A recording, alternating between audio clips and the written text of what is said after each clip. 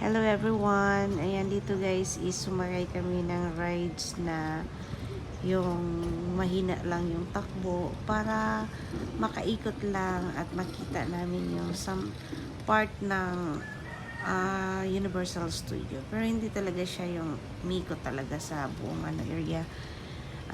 May area lang na inikutan namin.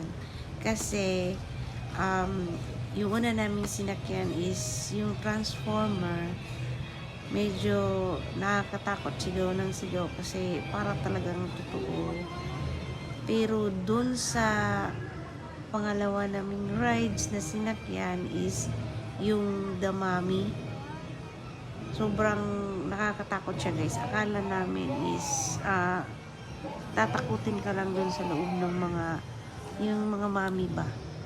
Hindi ko in-expect yung sa loob na totoo pala talaga yung sinabi dun sa warning sign nila na high speed.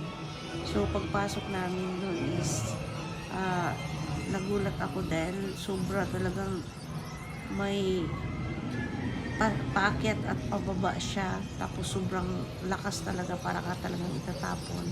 So sobrang takot na takot ako nun guys, kaya medyo nanginginig yung mga paa ko paglabas.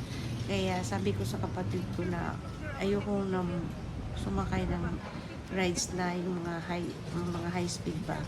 Kaya dito kami napunta sa parang nag-chill lang kami dito.